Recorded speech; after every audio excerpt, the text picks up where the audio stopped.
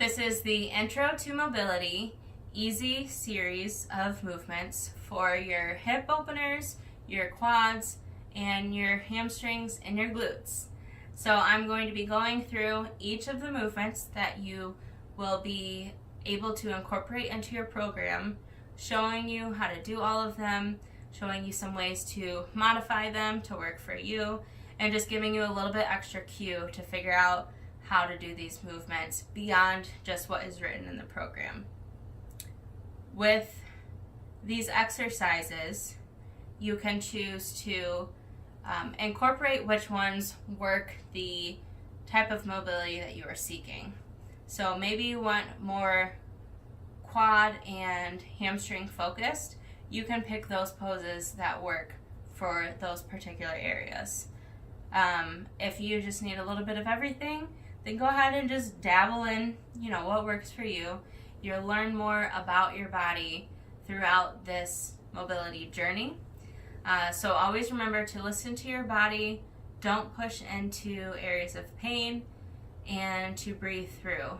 I think that's the biggest thing to remember with stretching and mobility and flexibility, is that it's not like lifting or intense cardio where you're trying to always push as hard as you can and get to that next, that mindset of push hard. With stretching and mobility, I find it's kind of the opposite end of the spectrum, and just really learning to relax and let go. The more that you are able to do this, the more that those muscles can release instead of always being tight and tense and contracting. And that allows you to find those new ranges of motion and flexibility that you are looking to improve in your quality of life and health. So that's my spiel, and now let's dive into the movements. I'm going to take my socks off. Usually for yoga or mobility movements, I recommend removing socks just so that you can feel your feet on the floor, have a little bit more proprioceptive awareness rather than having them covered in the cotton material or whatever your socks are made of. So for half pigeon, you can start in a downward dog, and our goal is to get our knee up by our hand and have our back hip of the bent knee sit on the ground. So when you do this with your opposite leg extended straight behind you, you should start to feel a stretch on the outside of your hip here. So you can stay in this tall arm position, extended arms at the top, if this is enough of a stretch for you. If you feel like you don't really feel much here, you want to go a little bit deeper, I would say take your time and slowly bring your chest closer to the floor. So that could look like starting to hinge at your hips forward and bring your forearms down to the floor. It could even mean dropping your forehead so that it's resting on top of stacked fists, bringing the floor a little bit closer to you. It could also mean just letting your head get completely heavy and reaching forward out in front of you to get that nice stretch all the way up the side of your hip. Now the reason I say go slow is because some of us have very tight hips, and we don't want to just push our body all the way to the floor to begin with. We want to really take our time with moving into this position.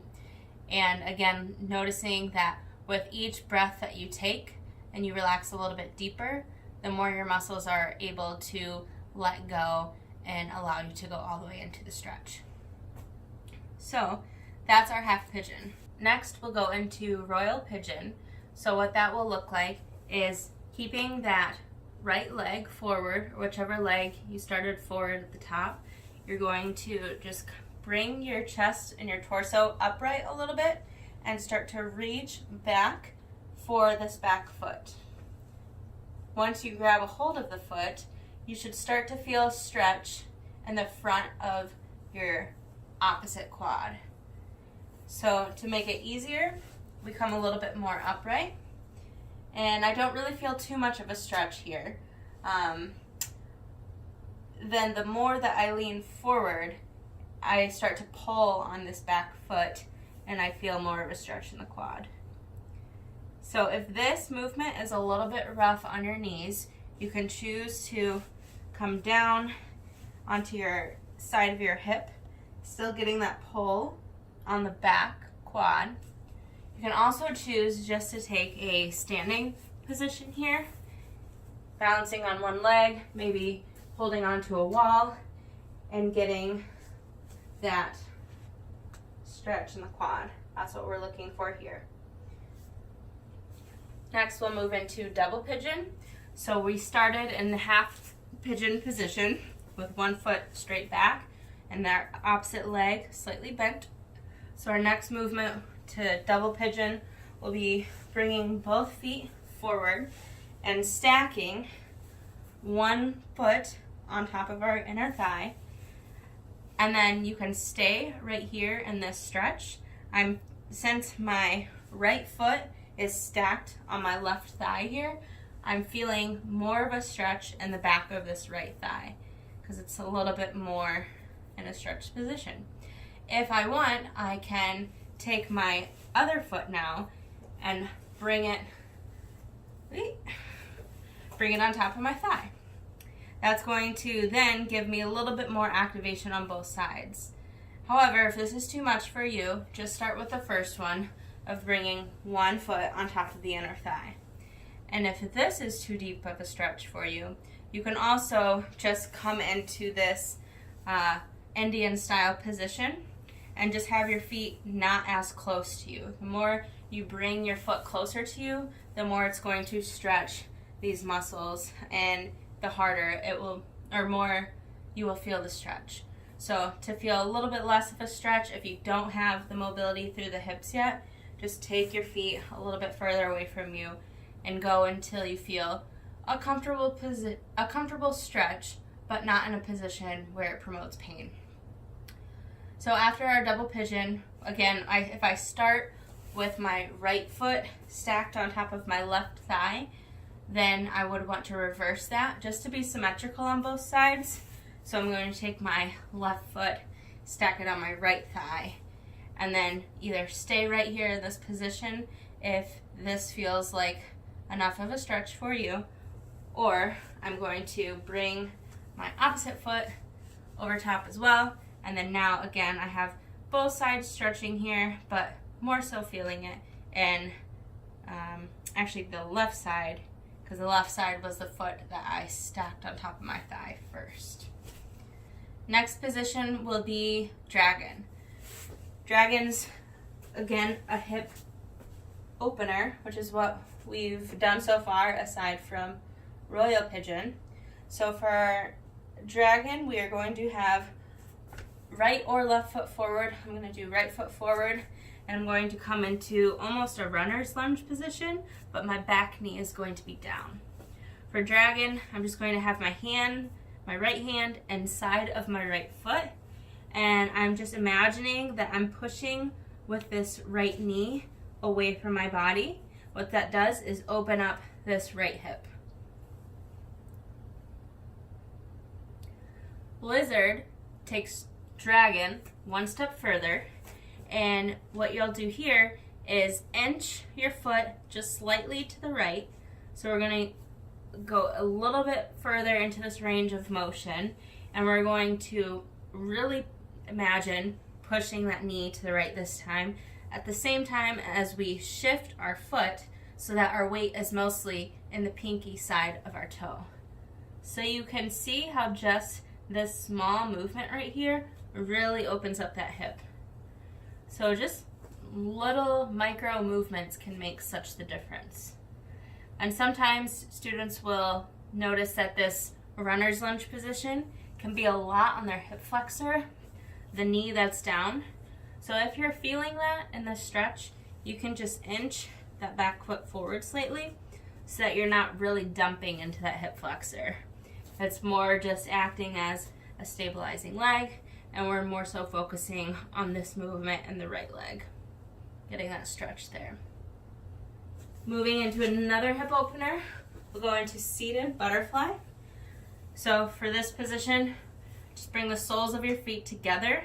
Again, with the feet away from your body, it's going to be a little bit easier than pulling those feet in really up and close to you. You're just getting a deeper stretch through the backs of the hips.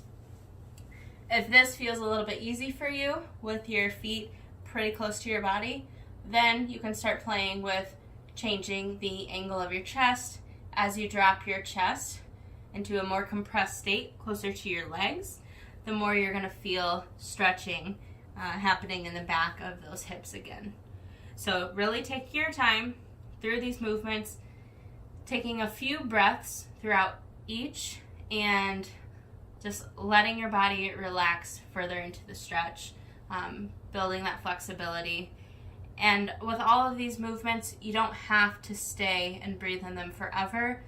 This program is focused on helping you to find what your current mobility capability is, and then just practicing it a few times a week or whatever fits your schedule to start to progress that. So yeah, making it work for you. The next position will be a frog.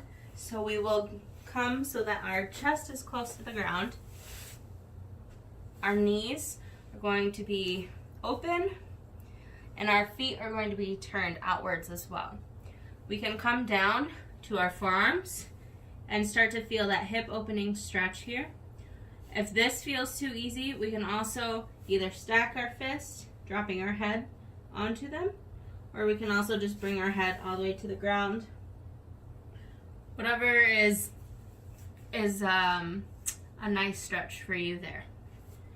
You can also choose to just gently relax into the position, so trying not to let your knees glide out too far. So obviously that will take you deeper into the stretch, and if your groin is very tight, you don't want to just push that. So really listen to your body with this one. And if the first time you do this program, you feel like that is completely out of reach, just starting, go ahead and just skip that one until you start doing some of the other hip movements. And as you start to really open up those hips and make them more mobile, then you can look to add the frog movement at a little bit later time when it's right for you.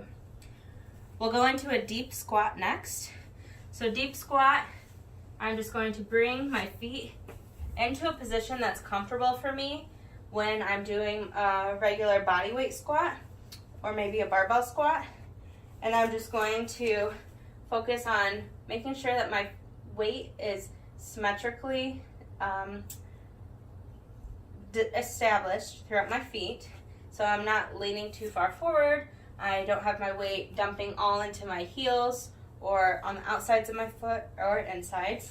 So just finding a nice neutral position here so that our weight is completely over center and relaxed. And you can choose to reach your arms out in front of you if that helps to compensate as you sit down. Or you can keep your hands in close to your chest, whatever feels right for you. And just sitting deep into this lunge, getting another nice hip opener here. You can choose to move throughout this position, so starting to internally rotate or pushing the knees out to practice a little bit of hip external rotation there. Again, actively distributing that weight all throughout your feet. Moving into reclined butterfly next. So just how we were before in our seated butterfly with the soles of our feet together. Now a reclined butterfly, we just lay on our back for this one. So again, stretching out the groin. This might be a little bit better of a place to start if the frog was a little bit too advanced for you. So this is at least helping the groin to relax. A lot of guys, not to stereotype, but they can typically be less flexible in this position. They will have their knees higher up, and then as you practice more and more with hip openers, you'll notice that your knees will open a little bit further. And then, like I said, making frog more accessible of a movement. Reclined butterfly, just lying on our back, soles of the feet together. taking deep breaths to allow yourself to get into a little bit deeper of a stretch here.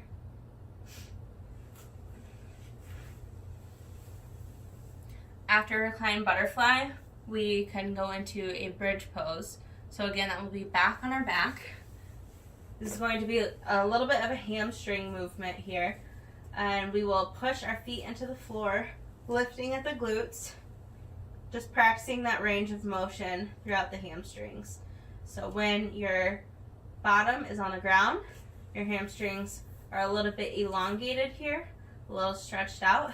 And then as you push your feet into the floor, they become contracted at the top.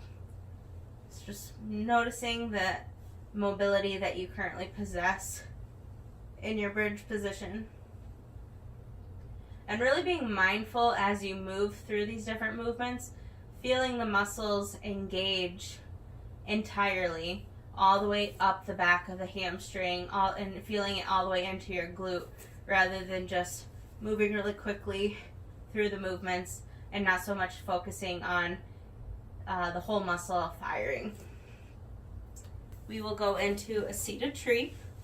So standing tree, some of you might be familiar with, where you are standing on one foot, and then the opposite foot is either at your ankle, right below your knee, or above your knee to make that almost four shape.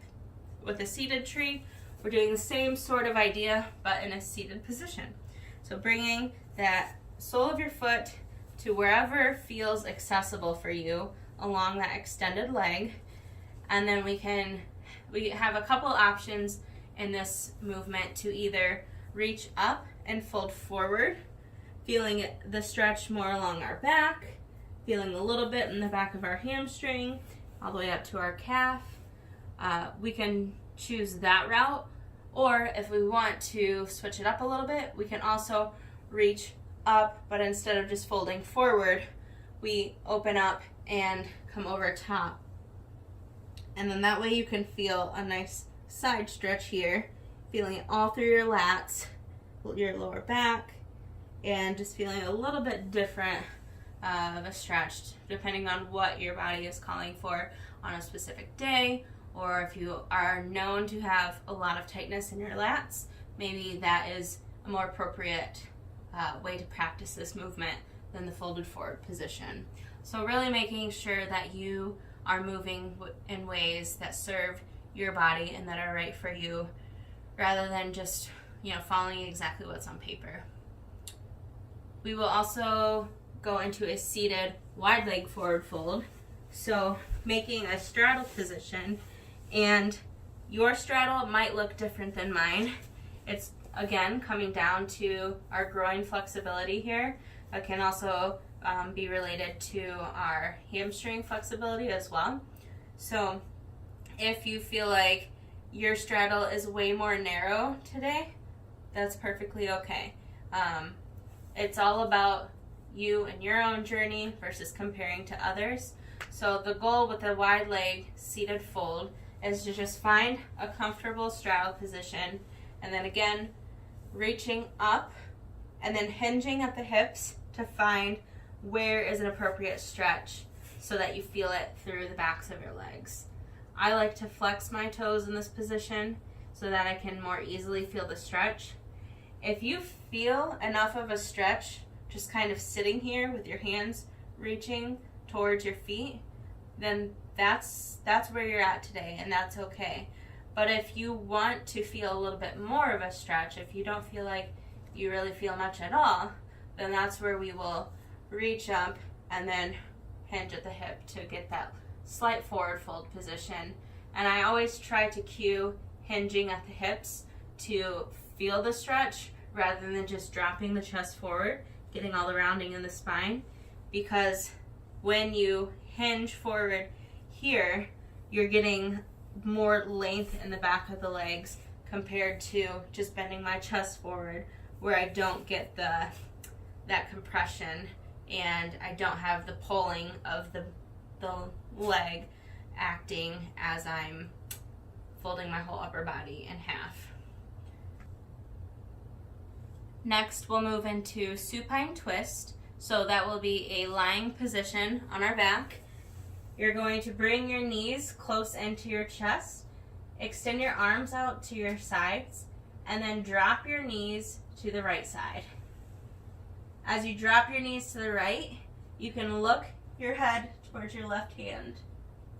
You should feel a nice twist in your spine. And if this position feels challenging for you, maybe your knees are more upright, it's harder for you to find that twist, that's okay. Just focus on allowing your knees to relax and get heavy, getting closer to the floor, and then imagine pulling your opposite shoulder closer to the ground as well. So this is helping you to imagine that twisting position to help your spine to rotate. I like to think of almost wringing out my spine in this position to find a little bit more rotation. And then after you take a few rounds of breath here, then we would just bring our knees right back into center and then switch to the other side, dropping our knees to the left, and then head twists to look at our hand facing to the right. You can even choose to grab on your knees here just to help to cue you to bring them closer to the floor, and then dropping that hand and shoulder closer to the ground. And then our final position will be legs up the wall. So we are going to lay on our backs, and you can literally scoot up to a wall if you would like for this. I'm just going to lay right here on the ground on my mat, and I'm just going to lift my legs to the ceiling. You can choose to flex your feet here or point your toes. I like a flexed foot position. Helps me to feel a little bit more of a stretch through the backs of my legs.